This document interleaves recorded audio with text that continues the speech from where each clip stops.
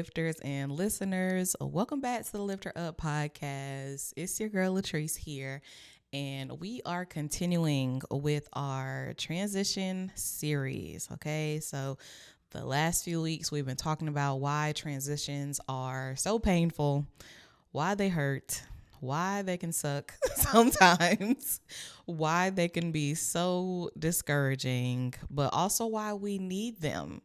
Why we need them. And today I want to talk about how there is grace for your transition.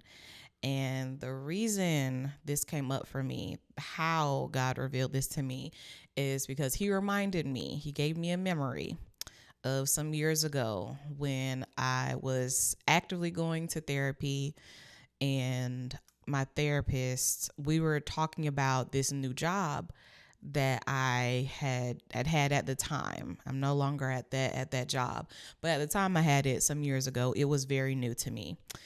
And I was just explaining my grievances in my transition with the position, and just how I was so I remember just feeling tired, and I remember feeling like an imposter in that job. I remember feeling just out of place, out of whack. I also felt like I could not catch my bearings. It was as if everything was just thrown at me at one time, and it was less of the people at the job. Like it wasn't that I wasn't supported or anything like that. It was just the new responsibilities I had. I was having a hard time juggling it, and it was weighing on my personal time a lot, with friends, family, all the things. And I just remember in that particular counseling session, I was just airing all my grievances out, all of them. And I remember she had a piece of paper, and she drew this diagram on this paper, and she explained this idea to me, and the image has stuck with me ever since then. That's how strong it stayed with me. That's how strong the impact was, because every time I go through a transition, I think about this. I think about this image that she drew. And on her paper, she drew a bucket. Yes, a bucket. She drew a bucket. And this bucket, it represented my capacity and what I was giving. And she explained that when we are in a somewhat like a normal state, and by normal, I mean like a content space, there's no waves, there's no ruffles in the water, everything's kind of just running smoothly. We've created this balance in our lives for all the different parts of our lives. So like everything is running together smoothly. There are no areas in our lives that are bleeding really into the other. Everything is in its own separate container, I should say. And there's balance to that we have. And she wrote different percentages out for the different parts of my life.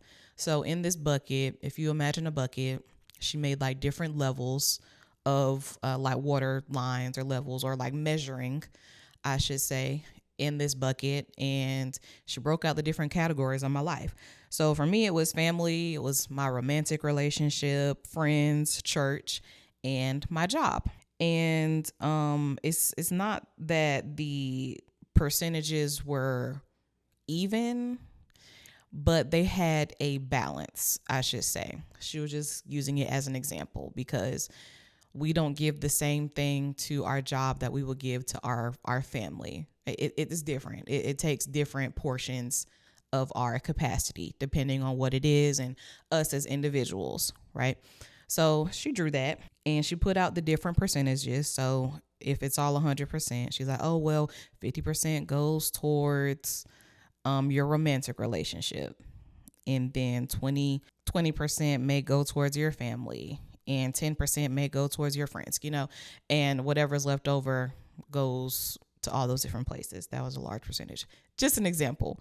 And then she explained that when we go through transitions, when transitions happen in one area of our lives, that our capacity has to shift to accommodate that transition. So in order for us to pour more into one sector, into one area, we have to pull from other areas. Ooh, this is good for me again. And this is why when we have big transitions, like God giving you a promotion, or if he's calling you into business, entrepreneurship, ministry, all those things, it may cut into time that you have with your family, or time that you have with your friends, or, it may take out of your personal time. You may not have as much alone time for yourself. So it will cut into all those different times. The same way you get married, you're pouring into your new covenant. You're pouring into your relationship with your spouse. You're growing together. You're becoming one. You leave your family. You cleave to your spouse. You leave your family of origin, I should say, and then you cleave to your spouse. And you're having to adjust to your new responsibilities. And in order to fulfill those new responsibilities, the time that you spend with your extended family, it changes, or at least it should change if you're trying to do it the right way, right? Because you have to distance yourself from the past in order to move forward for what's next. And it showed me that I don't have to try to make everything balance out on its own when transitions happen, when they occur. Because then on another sheet of paper, she showed, well, this is what happens when you do a transition. So now it's pulling away from all these other areas of your life, and it's causing a lower pour for the areas that you had more capacity for at the time. And that it's normal for that to happen.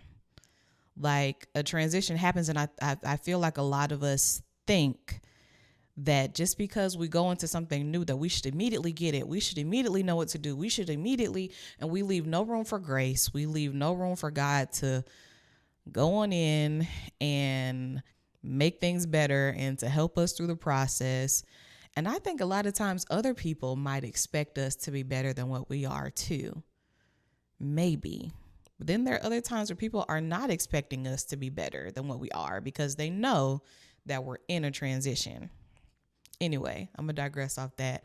But it just helped me to learn that, wow, it's okay for me to have to adjust the time that I'm spending in other areas so I can fully learn the new responsibilities that I've been given, so I can fully adapt to the new role that I have in my job. Like, for this promotion, I shouldn't expect myself to perfectly come on the scene, take everything over, and then all areas of my lives won't be affected by this new transition. Life it don't work like that. It does not work like that. And that's the reason I brought this up, is because that is grace. That's what grace is. And we can't allow perfectionism. I hope that relieves some of us right there. The perfectionism of trying to get everything right steer our transition periods, because we're not going to be perfect, and our transitions aren't going to be perfect either. We're human, and the balance is going to be off. Who knows how much time that it will take for things to recalibrate and to readjust. But you have to allow yourself grace in order for that transition to pan out.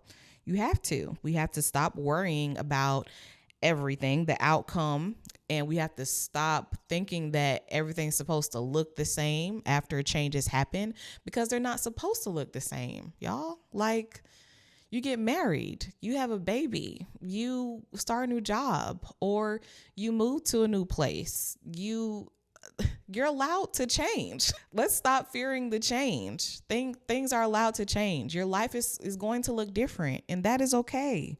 That is okay. You have to grace yourself, and you have to grace your capacity, and you have to grace your pour, because God has created us. We are not infinite beings. We're finite. He knows that he placed a cap on us. God knows that. We have a cap. Our capacity is our cap, and we cannot exceed that. We can't. Can it grow? Can the Lord expand it? Sure. He surely can. But it will always be a cap. There will always be a cap, and we will always be human. We'll always be human. So we have to grace our transitions, because that's what God does for us. You may have to pull from other areas of life, but there is grace for that. And we have to be aware enough in our transitions to step back and be like, wow, okay, I am struggling now at home because work is taking up a lot more time than I thought it would because of this whole new transition. I'm having to learn all these new different systems, and it's taking up a lot of my time, my mind, everything in between. And I need to be honest about that. And then talk to the people who are connected in that circumstance with you. So if it's your spouse, have a conversation with your spouse. If it's your family, have a conversation with your family, your friends. Hi, hey, I love y'all.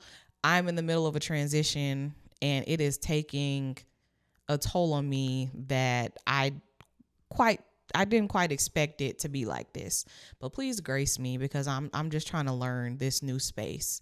And once everything gets settled, like I know the Lord will add a balance back to it. But please work with me as I transition into this.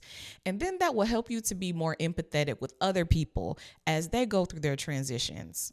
Because you can't expect people to stay the same just because you haven't changed, but something in their life has. That's not fair, y'all. That's not fair. So let's be gracious and graceful with ourselves and with other people as we navigate these transitions. So, yes, pull from the other areas if you need. There's grace for that. And God strengthens us through it all. And that's ultimately what matters. That's ultimately all that matters. Transitions are hard. Again, yes, they can feel at times detrimental, but there's also something beautiful that happens with them as well. It's a new learning curve. It's a new learning experience. But that pain that we feel from our capacity shifting and having to adapt, that's normal. And again, God graces us for it. He gives us strength when we lean into him for it as well. So remember, there is grace for your transition. And I hope this was helpful to you guys that are in the middle of transitions right now or have just left one or are just now entering one. We all gonna go through one, probably a few times, more times than we think we'll be going through them. So grace yourself. Remember that. I love you guys. Remember to like, share, comment, share it with a friend, all the things. And until next time, remember to stay encouraged. Bye.